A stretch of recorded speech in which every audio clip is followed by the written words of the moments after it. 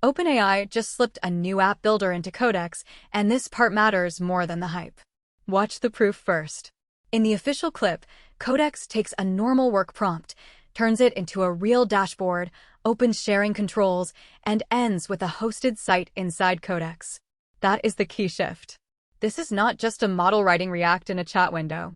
OpenAI is moving Codex closer to a place where a team can turn plans, analysis, and project context into a private app with a URL.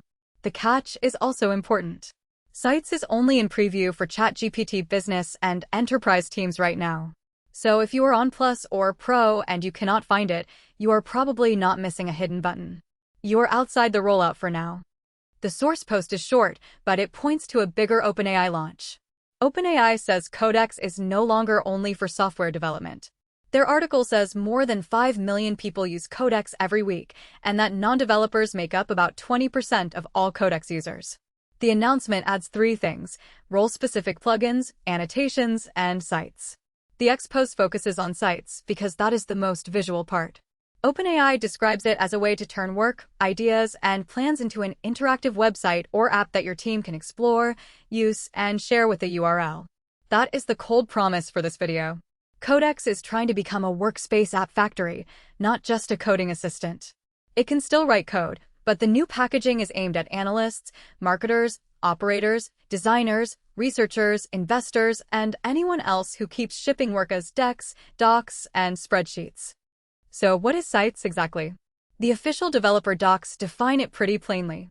Sites lets Codex create, save, deploy, and inspect websites, web apps, and games hosted by OpenAI. You use the Sites plugin when you want Codex to turn a prompt, or a compatible existing project, into a hosted site without setting up a separate deployment workflow. That last phrase is the real product. Most AI app builders can produce a first draft. The annoying part is turning that draft into something a team can visit, review, update, and control. Sites tries to put that whole loop inside Codex. The docs also have one warning that should not be skipped. Every site's deployment URL is a production deployment. If you want to review a build before it becomes live, ask Codex to save a version without deploying it.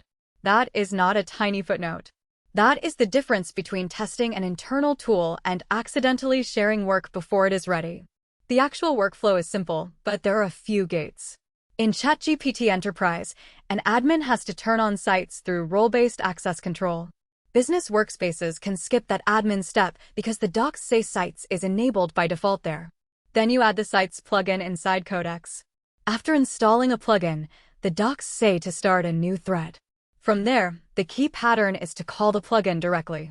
For example, you can ask Codex, at Sites, build a project request dashboard for my operations team. Give it the audience, the core experience, the data it needs to remember, and the access rules. Then ask Codex to validate the build. Ask it to save a deployable version for review. Only deploy the approved saved version. That is the grown-up workflow. Prompt, build, save, review, then deploy. Not prompt, panic, and paste a link into Slack. The best examples are not generic landing pages.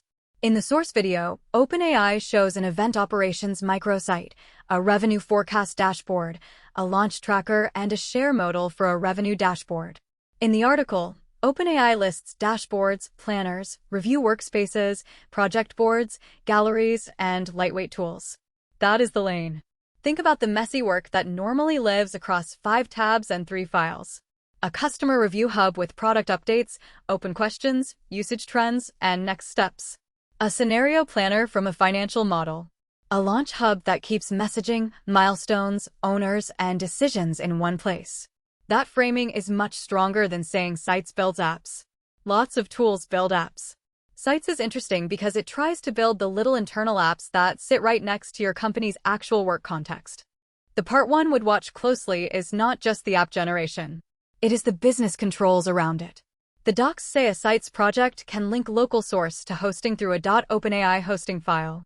If a site needs durable application data, the docs point to D1, a relational database for structured records.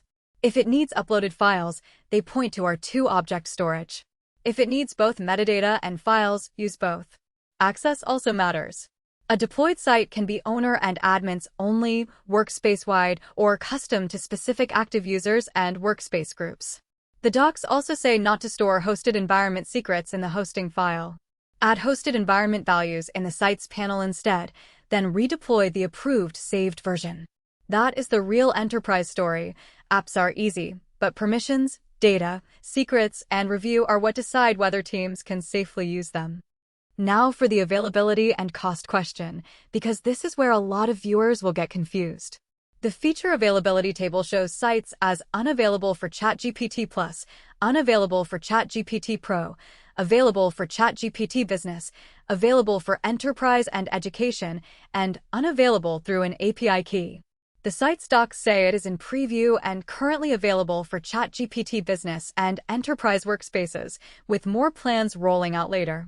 The pricing page says Sites is free while in preview, and pricing information will be available soon. So the clean version is this. If your team has business or enterprise, you can test the workflow now. If you're an individual plus or pro user, you probably have to wait. And if you are planning a workflow around it, remember that free while in preview does not mean the final pricing is settled. The lazy take is that OpenAI just killed every no-code and AI app builder startup. That is too simple. OpenAI itself says it is working with early partners including Versal, Wix, Base44, Replit, Lovable, Figma, Webflow, and Emergent as it builds toward a Sites partner ecosystem. The sharper take is that OpenAI is pushing app creation closer to the place where the context already lives. If Codex knows your project, your files, your plugins, your workspace, and your access model, then a small internal app can be a natural output of normal work. That puts pressure on standalone builders, but it also creates distribution for partners that plug into the workflow. My practical read is this. Sites is worth testing the moment your workspace gets access, but do not treat a generated app as finished software.